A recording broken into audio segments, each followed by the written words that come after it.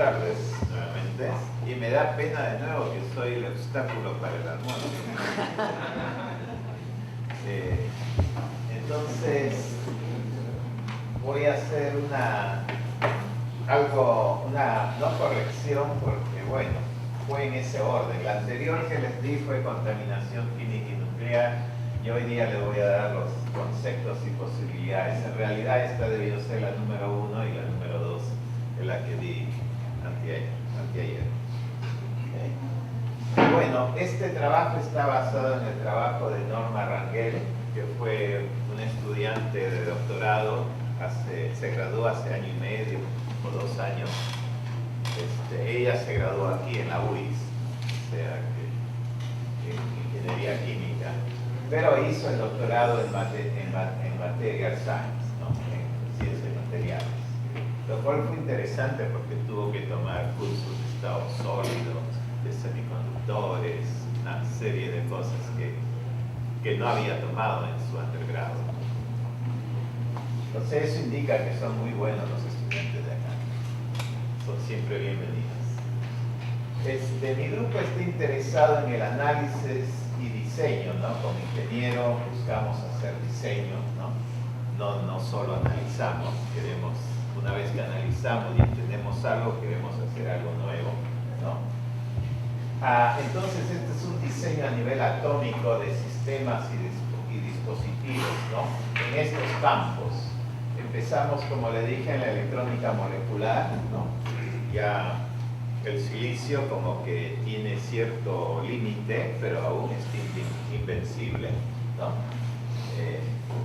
Si ustedes hablan con un ingeniero electrónico, su tabla periódica tiene un elemento nomás que es silicio. Así que para poder agregar o poder avanzar la electrónica es necesario usar otros elementos, ¿no? No solo el silicio o algunos pocos semiconductores, ¿no? Hay una área de Vibronics que simplemente significa obtener los modos vibracionales, ¿no? Algo típico, algo que ya se hace, pero usar estas técnicas a nivel de nanoescala nos trae toda una gama de nuevas posibilidades, ¿no? La otra, usar los potenciales moleculares, que es algo que se introdujo en mi grupo, ¿no? Ver cómo leer moléculas o escribir en moléculas, ¿no? Cómo ustedes pueden leer una molécula, es analizar qué es el potencial molecular, ¿no? Cuáles son los potenciales alrededor de una molécula. Estudiamos lo que se llamaría nanoarquitecturas, que tienen que ver con desarrollar la electrónica molecular, o sea, básicamente el gran objetivo de toda esta área es desarrollar un microprocesador, ¿no? Que sea a base de moléculas. El área de catálisis, interfaces y otros relacionados, ¿no? Superficies, etcétera, ¿no? También estamos interesados, como ustedes saben. Todo lo que existe es debido a interfaces, ¿no? Nosotros somos un conjunto de interfaces y toda la electrónica, por ejemplo, son interfaces entre diferentes materiales, ¿no? Diferentes estados, mejor dicho. O sea que las interfaces son lo que hacen dispositivos y seres vivientes también, ¿no? Bueno, algo que estamos concentrados en estos momentos, que es de donde viene el dinero, nosotros tenemos que orientarnos a los temas, ¿no? Que las agencias están interesados, y eso es el área de nanosemisores, ¿no? Toda una gama de sensores, digamos sensores moleculares, o sea, son moléculas capaces de sensar, capaces de detectar si hay otra molécula o un sistema biológico, o etcétera, ¿no? Básicamente son moléculas sensando otras moléculas. Como les dije, mi concepto de molécula es mucho más extendido, ¿no? Es un conjunto finito de átomos. Computación, básicamente la razón por la que se inició la nanotecnología, para hacer computación más rápida, ¿no? Eso es parte. Les voy a mostrar cómo podemos hacer computación usando estos potenciales moleculares, por ejemplo, ¿no? Otra área que estamos interesados son los materiales energéticos, ¿no? Esto cubre todo tipo, ¿no? Desde materiales para la paz, ¿no? Y materiales, como se dice, para la defensa, ¿no? No para el ataque, ¿no? Apenas dije defensa. Defensa y ataque, no entendía la diferencia. Porque debería ser que la haya. Oh, va de a poco. Ok. Bueno, entonces los objetivos de esta investigación y la motivación, ¿no? Nos vamos a centrar en tres áreas, en tres, digamos, escenarios para desarrollar una ingeniería molecular, ¿no? O una nanoingeniería, ¿no? Es usar estos potenciales moleculares porque, como les dije, a nivel de moléculas, las cantidades de interés una de las cantidades de interés van a ser los potenciales moleculares. La densidad, por ejemplo, la densidad electrónica, que es la base, la cantidad más importante en DFT, por ejemplo, no la podemos usar porque es una cantidad que no nos permite distinguir, es una cantidad global que nos permite obtener la energía, por ejemplo, total de una molécula. Pero si ustedes quieren ver cuáles son las interacciones entre átomos o entre moléculas, entre sistemas, ¿no? La densidad no te dice mucho. Tienes que calcular toda la energía, por ejemplo, si quieres calcular la energía de interacción de un complejo, tienes que calcular la energía total de todo el complejo, la energía de cada componente y hacer la diferencia entre ellos, ¿no? Eso te da una energía útil. A nosotros no nos interesan las energías totales, pero las necesitamos porque es con lo cual podemos hacer comparaciones con otros cálculos, ¿no? Entonces el potencial molecular es algo interesante porque el nivel cero significa un equilibrio entre las cargas positivas y negativas. Y alrededor de cero podemos ver esas interacciones que dan lugar a prácticamente todo lo que ocurre en la naturaleza, ¿no? El hecho que nosotros podemos estar en equilibrio, ¿no? Se debe a este tipo de interacciones, ¿no? En Vibronics, como le digo, no lo podemos dejar porque a nivel molecular es una cantidad muy importante, nos permite en general, ustedes saben que podemos determinar qué moléculas tenemos en una muestra simplemente analizando los modos vibracionales, ¿no? Y por último, esto último que es de corriente voltaje, que básicamente quizás no sea posible, como les dije anteriormente, hacer un circuito molecular que funcione con corrientes, porque las corrientes van a destruir las moléculas o las van a cambiar, van a hacer tremendas transformaciones, pero estas tienen que usarse en interfase, ¿no? Si ustedes tienen un sistema molecular, para leerlo, para saber qué pasa, tienen que hacer una interfase, por ejemplo, a la electrónica convencional, y ahí es donde se usa este escenario, ¿no? Vamos a llamar escenario. Todo esto queremos que sea un sistema de comunicación y control, ¿no? Y esto nos lleva, como les dije, a una interfase a la tecnología que se puede comunicar ya con un ser humano, ¿no? O sea, la electrónica convencional tiene todas las interfaces, ¿no? Adentro hay un microprocesador que ustedes nunca lo ven, ¿no? Y saben que está ahí, que está haciendo todo el trabajo, pero la comunicación ya es a través de estos dispositivos externos, ¿no? Como es un monitor, un teclado, un printer, lo que sea, ¿no? Es lo que nos comunicamos a través de eso, del mouse, por ejemplo, ¿no? Nos comunicamos a través de eso, ¿no? Pero ahora un sistema molecular tiene que comunicarse primeramente a este sistema computacional y luego podemos nosotros saber qué está pasando, ¿no? O sea que, si bien es cierto, la idea fue hacer una nueva electrónica, eso no quiere decir que la electrónica presente va a terminar, ¿no? simplemente se va a crear un nivel, ¿no?, más bajo, más pequeño, para poder realizar operaciones mucho más complejas, o quizás las mismas operaciones, pero mucho más rápidos, ¿no? Esa es la idea. Bueno, aquí ya me adelanté, es una nano-micro-interfase, ¿no? Es la interfase que se hace con esta técnica de corriente-voltaje, ¿no? Entonces, en nuestro sistema va a tener dispositivos moleculares y sensores, ¿no? Básicamente, si ahora hablamos de una ciencia del sensado, ¿no? Queremos sensar algo, tenemos un agente químico, y por agente químico voy a extenderlo a todo, puede ser un agente biológico, un agente nuclear, la idea es la misma, ¿no? Llegamos a un sensor y este sensor nos va a describir cuáles son los efectos de colocar este agente químico en el sensor, ¿no? Entonces vamos a hablar de estados de conductancia, ¿no? O sea, lo que va a cambiar, como ustedes saben, la relación corriente-voltaje es una conductancia, ¿no? La inversa es lo que se conoce como una resistencia, ¿no? Estoy hablando en términos bien generales, debería decir impedancia y admitancia para hacerlo más preciso, ¿no? Entonces, bueno, este es un campo multidisciplinario. Tenemos que hablar de la sensitividad y la selectividad, ¿no?, del sensor. Tenemos que hablar de química y tenemos que saber de las propiedades mecánicas y eléctricas, ¿no? Eso es muy importante para poder continuar en esto, ¿no?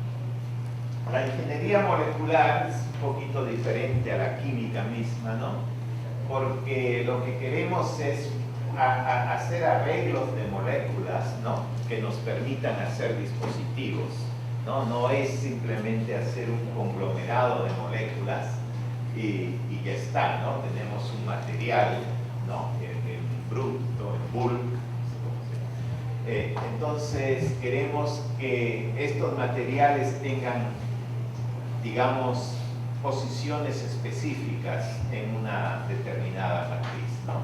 Entonces aquí estamos hablando de cómo procedemos. Tenemos teoría y experimento. Los experimentos son simplemente prueba de concepto, ¿no? Desarrollamos una teoría, podemos probar con experimentos bien simples si esta teoría está funcionando, ¿no? Y esta teoría se desarrolla, es un desarrollado continuo, ¿no?, basado en cálculos de la estructura electrónica, ¿no? La idea es hallar una búsqueda de estos materiales, ¿no?, e implementarlos en estos escenarios que les estoy hablando, ¿no? Y la idea, pues, es obtener dispositivos e interfaces. Como les dije, interfaces son la base, ¿no?, de todas estas cosas, ¿no? ¿Cómo hacemos esto? Como les indiqué, usamos técnicas ab inicio. Yo entiendo que DFT también es una técnica de ab inicio. La diferencia con la primera ab inicio es que son las formas tradicionales de hacer estos cálculos, ¿no? Muchos de estos cálculos tienen que hacerse a nivel de moléculas simples, ¿no? Me refiero a sistemas no extendidos, ¿no? O sea que en muchos casos no podemos usar condiciones periódicas para estos cálculos. Tenemos que poner todo el sistema en lo que queremos calcular, ¿no? Simplemente porque a nivel de nano, simplemente muchas propiedades, ¿no?, que se obtienen con lo que se llama PBC, Periodic Boundary Conditions, ya no se adaptan para este caso, ¿no? Entonces es necesario poner todo el sistema en el cálculo, ¿no? Los tipos de materiales son muchos, ¿no? Por ejemplo, el caso de mi alumna Norma, que se dedicó por primera vez en el grupo al grafino, ¿no? Y bueno, tenemos muchos otros tipos de materiales que son necesarios para colocar estas moléculas, ¿no?, estos sensores, porque al final ellos tienen que estar en un sustrato o en un material básico, ¿no? La comunicación, la implementación, el procesamiento, ¿no?, como le digo, puede hacerse usando variantes que ya les dije, ¿no? Y al final lo que te vamos a tener, lo que se llamaría en términos electrónicos, ¿no? Sensores y amplificadores. Amplificadores porque las señales que vienen de una molécula son tan pequeñas, tan difíciles de leer, que necesitamos amplificar esa señal, ¿no? Entonces ya el concepto de amplificación molecular se aplica en estos casos, ¿no? O sea que, y todo esto pues constituye, ¿no?, una ingeniería molecular, ¿no? O sea, casi como que estamos viendo un poco más de lo que existe, ¿no?, normalmente, ¿no? Esto no lo voy a repetir, es la ecuación de Schrödinger, la que es base de los cálculos a inicio, ¿no? Ustedes saben, todo se expande en un determinante, ¿no? Simplemente para obedecer el principio de Pauli, la función de onda, ¿no?, se expande en orbitales moleculares, ¿no? Estos psi1, psi2, psi_n son los orbitales moleculares. Se supone que cada uno corresponde a un electrón, ¿no? O sea, se imaginan que si tienen 1000 electrones, este determinante, ¿no?, es inmenso, pero aún calculable, ¿no? Saben de la cantidad de métodos que existe para calcular estas cosas tan grandes. Para hacerlo más complicado, cada orbital molecular se expande en una serie de bases, ¿no?, que serían una especie de orbitales atómicos, ¿no? O sea que si tengo una molécula, lo que voy a hacer es mi sistema de orbitales moleculares va a ser expandido en la suma de todos los orbitales atómicos que existen en esa molécula, ¿no? Y hay estos coeficientes que tengo que calcularlos, ¿no? Eso es prácticamente calcular la función de onda, calcular estos coeficientes de aquí, ¿no? Y más aún, para hacerlo un poco más difícil, estos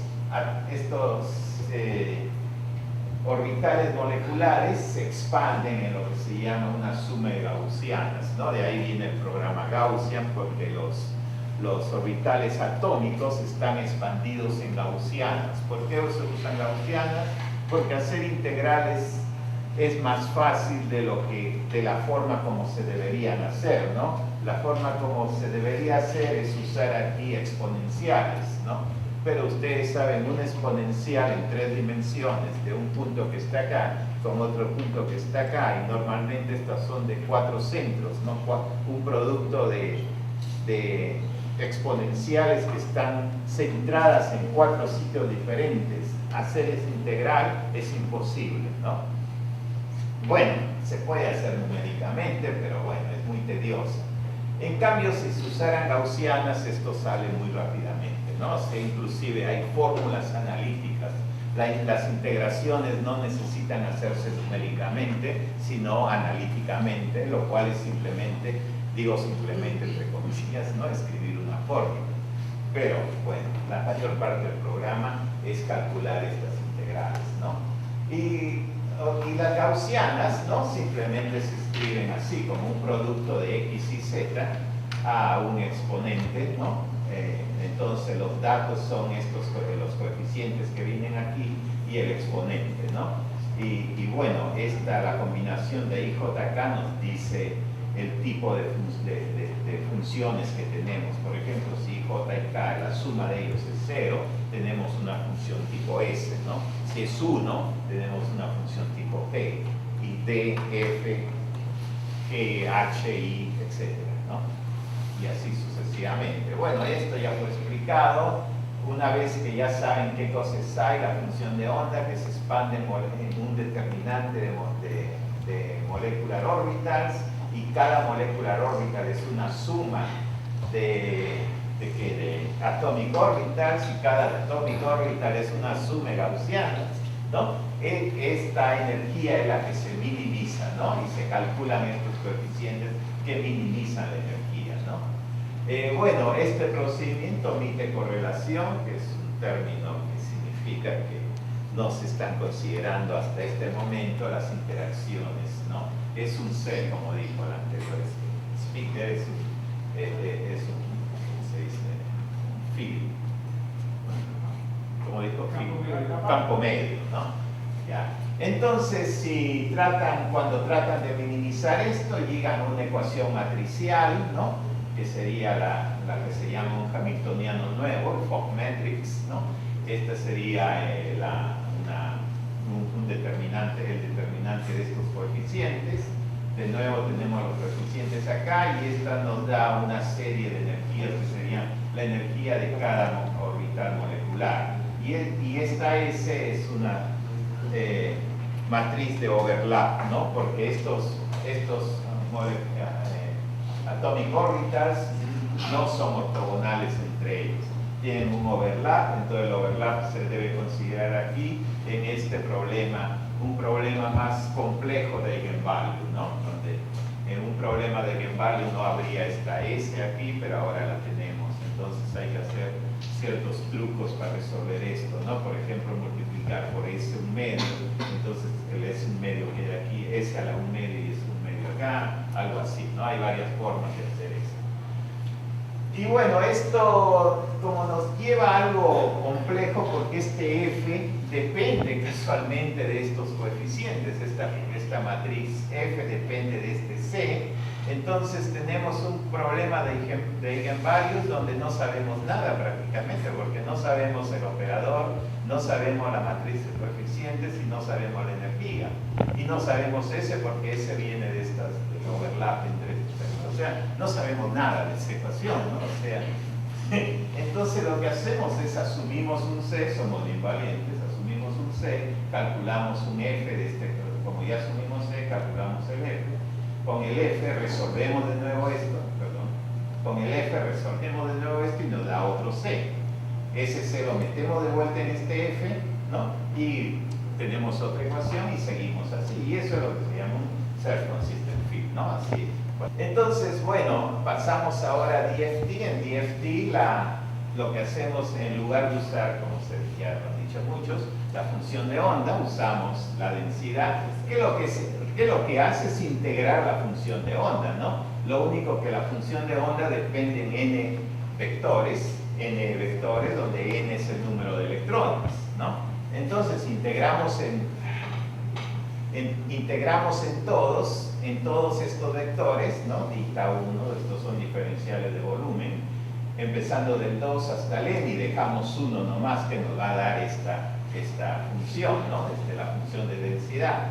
Como este es un determinante de Slater, ¿qué pasa si ustedes este es cuadrático, como ven, ¿no? O sea, este es el determinante por el determinante. ¿Qué pasa si intercambian el 1 con el 3, por ejemplo, aquí? El signo de psi, ¿qué pasa? ¿Cambia? Cambia menos 1 y también cambia el de acá, ¿no? O sea que básicamente este R1 puede ser R2, R3, R4, la función es simétrica con el electrón que elijan, ¿no? O sea, en general pueden escribir ρ de R nomás, ¿no? Y esa es la función de densidad. Una función muy importante y esta es la función que usa DFT, ¿no? Como variable, ¿no? O sea, DFT lo que hace es usar este ρ como una variable y construir la función de energía, que es una funcional, ¿no? Porque depende de este ρ, que es una función, ¿no? Y bueno, así sucesivamente, ¿no? No voy a entrar ya, estos detalles fueron dados. Lo nuevo de ahora es de que tenemos esta funcional de intercambio y correlación, que ciertamente depende de la densidad, ¿no? Y como no sabemos la densidad todavía, esto es un problema también, ¿no? Es el mismo, que tenemos casi el mismo problema de self-consistencia, pero la ventaja es que si sabemos la funcional exactamente, que no la sabemos desafortunadamente, esto sería un cálculo exacto, sería un cálculo preciso, ¿no?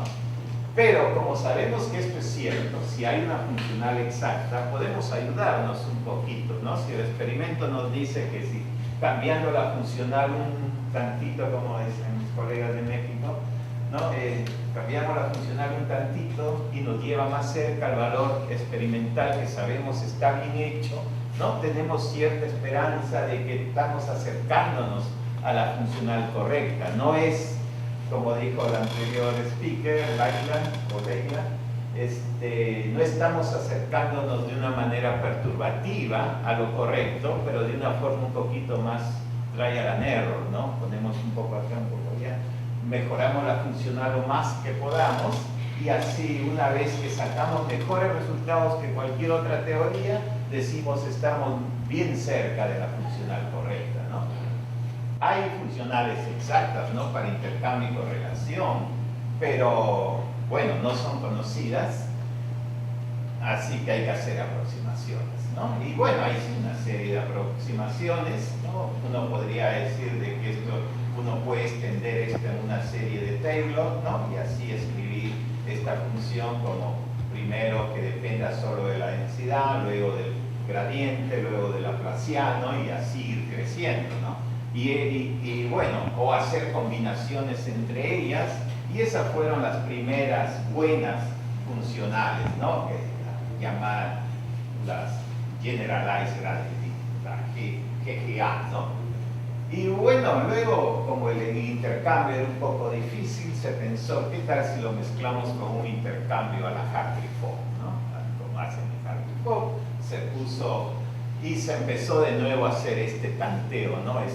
Ponemos un poquito del intercambio de Hartree-Fock, ponemos un poquito de James Correlation de non-local, que por ejemplo Purdue One tiene una expresión bien exacta, no empírica para el intercambio. También tiene una muy buena para el intercambio, pero no se usa demasiado, pero la de correlación es excelente, ¿no? Así que, bueno, se hicieron las híbridas y ahora hay muchas otras que hasta que Norma se fue no agregó eso, así que bueno, yo no lo he mejorado mucho. Bueno, entonces, eso en términos prácticos para nosotros, eso nos lleva a un nivel de teoría. El nivel de teoría implica usar una funcional y el basic set, ¿no? Las funciones de base que me van a poder resolver un problema, ¿no? Entonces los métodos podría ser Hartree-Fock, por ejemplo, o DFT. Dos de las funcionales que más usamos son estas. Esta es una híbrida y esta es una híbrida, pero contiene un poquito de interacciones, non-bonded interactions, que es algo que falla en muchas de las funcionales empíricas, ¿no? Al final esta se convirtió en empírica porque esta adición de Beckett 3 está agregando algo que está fitiado, ¿no? Pero como les digo, si creemos en el teorema de Hohenberg-Kohn, ¿no? Y si fitiamos algo, nos estamos acercando a lo correcto. Y si funciona correctamente para esos casos que son de pruebas, si ustedes van a una base de datos del NIST, National Institute of Standards and Technology, ahí van a encontrar donde muchas de estas funcionales y basis set han sido probados contra cientos de experimentos, ¿no? Y ahí pueden ver cuál es la mejor, cuál es la peor, cuál les gusta, etcétera, etcétera, ¿no? O sea que en casos prácticos no tenemos problemas. Alguien te puede decir, bueno, pero esta no tiene el intercambio, no tiene la parte, la derivada discontinua y todo eso.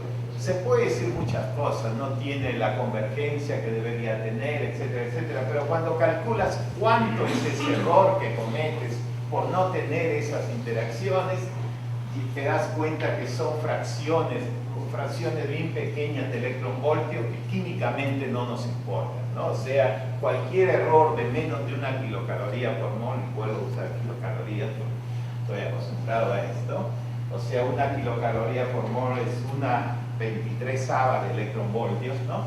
Si es algo menor que eso, el experimento tampoco lo va a detectar, ¿no? O sea que a ese punto estamos químicamente,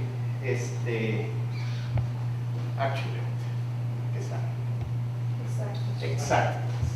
Eso es precisos, ¿no? Algo así. Bueno, el programa Gaussian, específicamente hablando de Gaussian, pero puede ser cualquiera de los otros programas. Games es un programa gratis, cobran por Gaussian, hay creo que $3,000 o $4,000, pero el Games es gratis y hace lo mismo. Quizás no sea tan fácil de usarlo como Gaussian, pero la idea de todos estos programas es que una vez que calculan esa energía, esa energía que vimos minimizada, ¿no? Unas integrales, pero y luego minimizar para obtener esos coeficientes de los orbitales moleculares. Ahora, como tenemos todo en forma analítica, esa es la belleza de eso, todo ese Slater determinant está en forma analítica, lo que hacemos es hallar la derivada de esa energía, que ya es bien compleja, tiene millones de términos, ¿no? Esa derivada con respecto a cada una de las coordenadas de tu molécula. O sea, estás calculando la derivada parcial de cada energía con respecto de cada una de las coordenadas. ¿Qué significa esto? Que estoy calculando la fuerza en cada átomo. Y la fuerza tiene que ser cero para que exista la molécula, si no los átomos se van, ¿no? Entonces, esta condición debe cumplirse, o sea que el programa además debe volver una vez que calcula la energía, hacer una derivada con respecto a esto y chequear si es cero. Si no es cero, ¿qué hace el programa? Empieza a modificar de a poquito cada distancia de acuerdo a cómo vio que es este vector, es un tensor, ¿no? Como dijo el colega anterior. Empieza a mover estas cantidades ¿no? con el motivo de llegar a cero. Entonces, cuando modifica las posiciones de todos los átomos, tiene que volver al proceso inicial de calcular la función de onda, porque ahora tenemos un nuevo sistema. Hemos modificado varios átomos de sus posiciones. Entonces, esto es lo que constituye una optimización, que puede durar 20, 30, 50 ciclos. Normalmente es proporcional al número de átomos, ¿no? Lo que toma de tiempo. Y en cada optimización tienen que hacer el self-consistent field que les dije anteriormente. Bueno, una vez que esto llegó a cero, ya tienen su molécula, ya tienen su sistema estable a 0 Kelvin. O sea que ya lo tienen listo, ya descubrieron su sistema, ¿no? Ya descubrieron la geometría de su sistema, pero luego no saben, cuando la derivada es igual a 0, ¿qué significa? Que las fuerzas son 0, ¿no? Pero pueda que sea un local mínimo, pueda que la derivada venga así, de algo, de una curva así, o pueda que sea una curva de este tipo, ¿no? O sea que un poquito mueven uno de los átomos y toda la molécula se desintegra, ¿no? O sea, si es un máximo, porque en un máximo y en un mínimo la derivada es 0, ¿no? Entonces tienen que pasar a una derivada más, ¿no? La segunda derivada con respecto a las coordenadas, a todas las coordenadas, 2 veces, porque la segunda derivada, ¿no? Y esto es lo que se llama el Hessian, ¿no? De este sistema. ¿Y qué pasa con este Hessian? ¿Cómo digo de que el sistema es un local mínimo? Cuando esto es Hessian, cuando es positivo, ¿no? Cuando es positivo, ¿no? Quiere decir que estoy en un mínimo. Si es negativo, ¿no? Pero este es un tensor, ¿se dan cuenta? Este es una matriz, es la derivada segunda de E con respecto a pares de coordenadas. O sea, tengo tú una matriz. Entonces tengo que calcular los eigenvalues y los eigenvectores, ¿no? Si todos los eigenvalues son positivos, el sistema es estable. Si alguno o más son negativos, ¿no? Ahora entro en un problema. ¿Cómo modificar la geometría para volver a hacer todo el proceso, ¿no? O sea, se dan cuenta que no es tan sencillo, ¿no? Hay que tener paciencia. ¿Cómo empezar una optimización? Hay que saber dar una geometría inicial, ¿no? Esto es más un arte, ¿no? Los alumnos que hacen esto son artistas más que científicos para este caso, ¿no? Y bueno, eso es bien fácil, aparentemente, ¿no? Bueno, ya les hablé de la densidad, ¿no? Con la densidad ya voy y defino mi potencial, ¿no? Como les dije anteriormente, el negativo es, ¿qué color? Rojo, y el positivo es blanco, ¿no? El potencial siempre es bien positivo, teóricamente va a infinito en esta aproximación en los núcleos, ¿no? Y va decayendo, ¿no? Y el 0 más o menos está. O sea que, y hipotéticamente, si ustedes ponen una carga alrededor del cero, no va a sentir nada, no va a sentir ningún efecto. Bueno, eso es mentira, porque cuando pongo un electrón ahí, los otros van a reaccionar y ya no es cero, ¿no? Pero suponiendo que pueden poner un electrón que no interactúa con los que están ya ahí, ni con el núcleo que está allá, ¿no? Va a poder caminar sin problemas en las superficies de cero potencial, ¿no? Ok. No sabía que estaba así. Bueno, son los tres modos vibracionales del agua, ¿no? ¿Por qué hay tres modos vibracionales en el agua? 3n menos 6, ¿no? Entonces ese es el stretching, el simétrico, ese es el stretching antisimétrico, ¿no? Y el bending, ¿no? Son los tres modos. ¿Y por qué hablo de esto aquí? No sé, veamos que sigue. Bueno, esa creo que se pasó ahí, ¿no? O sea, ¿por qué? Ya sé por qué. Porque lo que queremos hacer es usar esos modos. Ahora tenemos una molécula lineal, esta es una poliglicina o polialanina. La diferencia es si tiene un CH3 por ahí, no se ve muy bien si tiene. Y acá a propósito le hemos extendido para dar la idea de que vamos a transmitir una señal haciendo vibrar esta molécula, usando uno de los modos, así como este tiene tres modos, este tiene pues, si acá hay 1000 átomos, tiene 3000, casi 3000 modos vibracionales.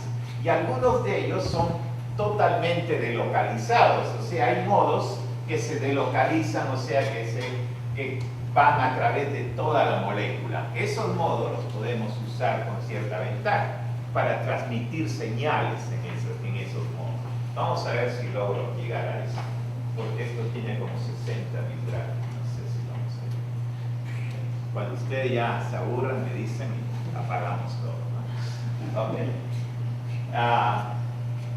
Lo otro es esta, porque la teoría de orbitales moleculares es interesante. Por ejemplo, este es el caso de un alcano. Ok, un alcano, este es, ¿ven desde allá?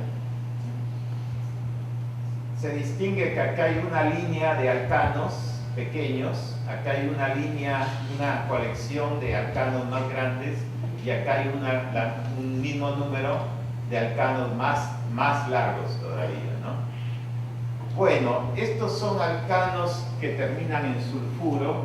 Ahora les voy a explicar por qué hacemos terminar las moléculas de interés en sulfuro. Porque el sulfuro es lo que se llama un alligator clip, ¿no? Un enlace tipo cocodrilo. Es capaz de conectarse, de atacharse al oro sin mucho problema.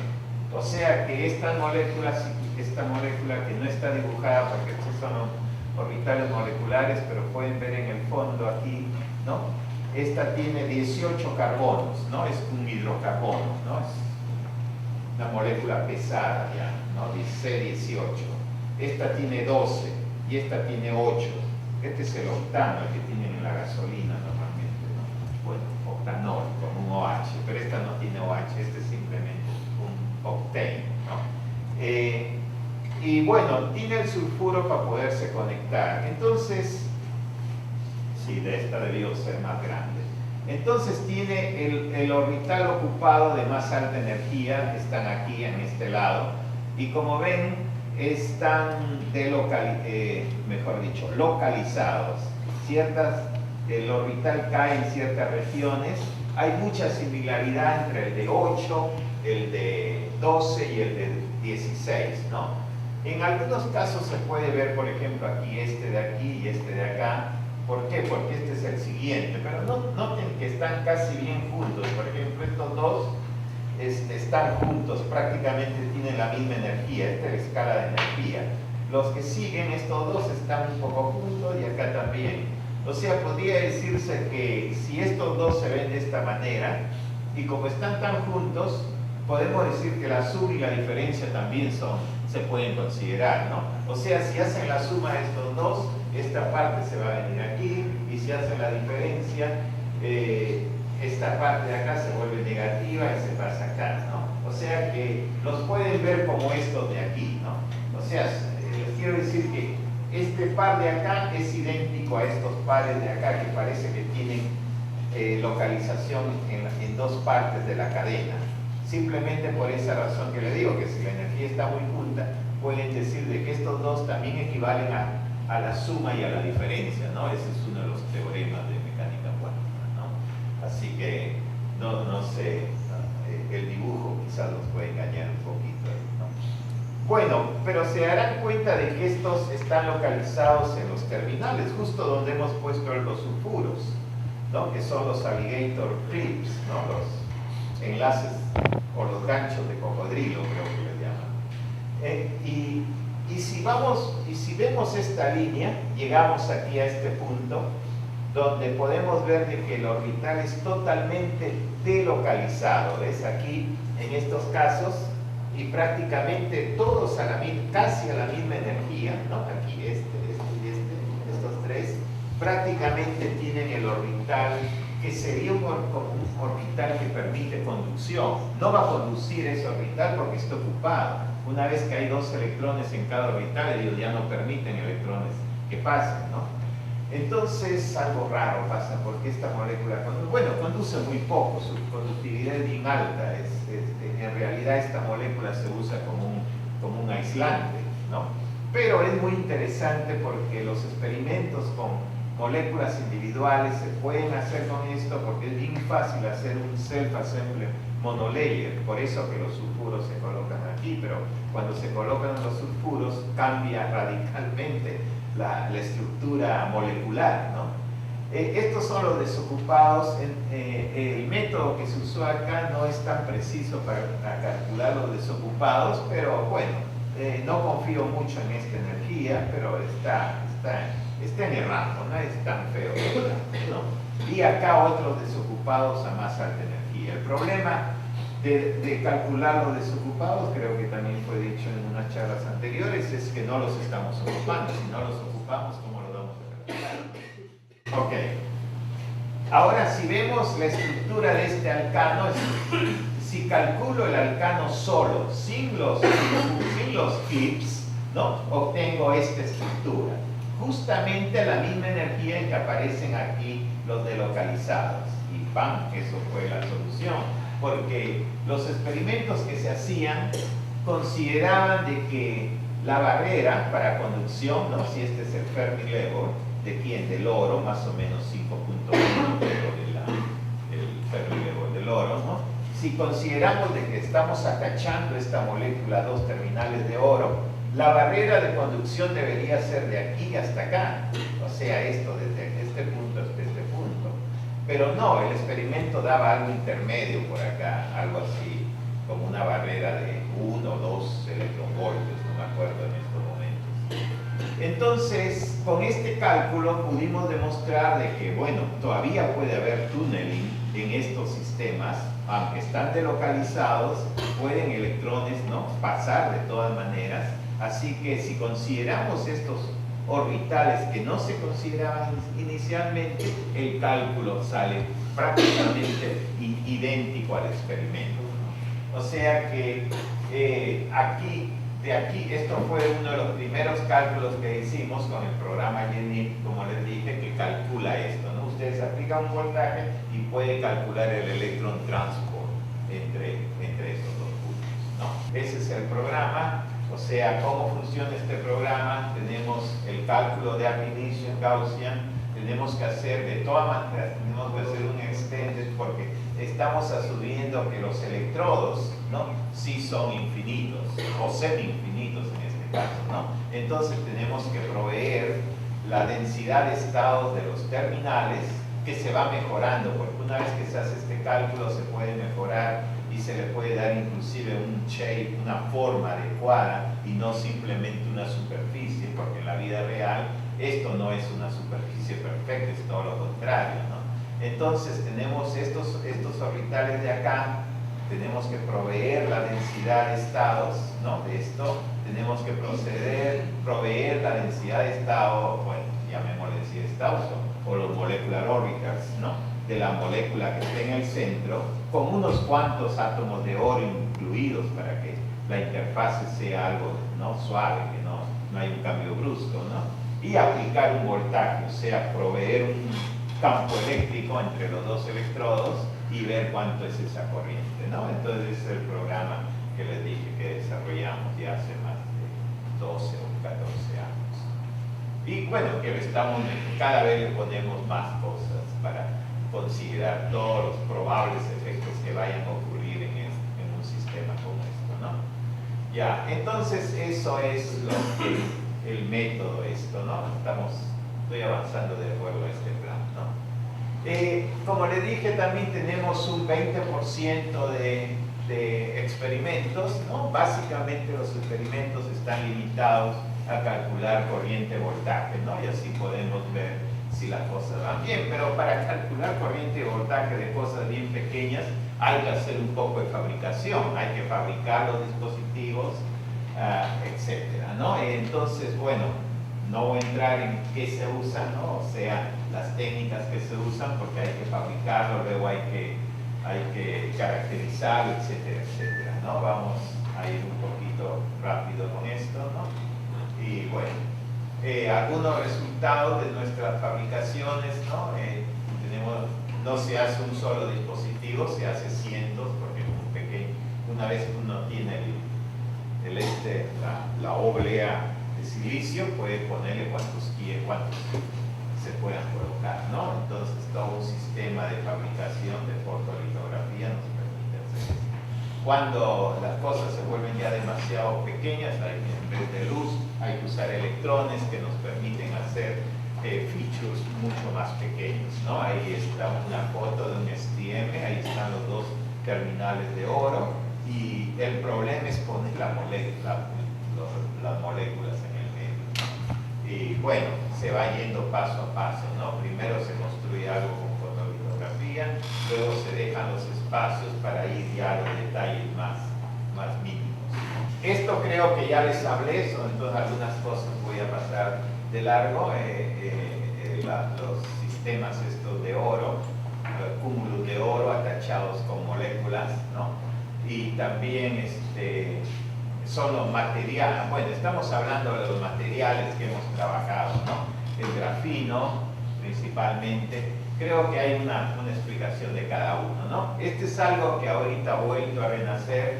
Hace mucho tiempo hicimos cálculos, tanto experimentales como computacionales, hicimos análisis, tanto computacionales como experimentales del ADN, ¿no? Este ADN viene en forma origami, no tuve tiempo de poner una versión nueva de esto, pero lo que hacen es construir estructuras con el ADN. Como el ADN uno lo puede fabricar en diferentes, uno puede hacer que las moléculas se pongan de una forma o de otra forma de acuerdo a la secuencia, uno las puede hacer de esa manera, ¿no? Entonces, simplemente la idea es de que colocando aptámeros, no sé si se llama en español, aptámeros son líneas de ADN que uno las prepara para que se atachen a ciertas otras moléculas, ¿no?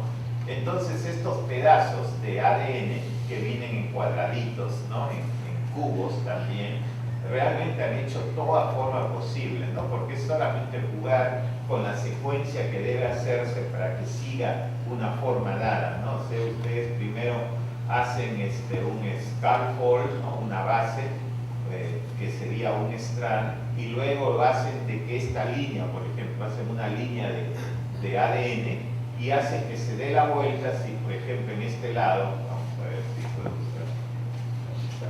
Entonces, lo que empiezan con una línea de ADN, y si quieren de que este ADN se dé una vuelta así, ¿no? Lo que hacen simplemente es colocar en esta zona, o sea, en esta zona, ponerle un pedazo de ADN que tiene la secuencia de este lado y luego continúa aquí, ¿no? Entonces, que se va a enrollar alrededor de va a enrollarse y va a continuar acá. No puede ponerse en otro lado debido a que la secuencia no se lo va a permitir y va a obligarlo a este pedazo a darse la vuelta.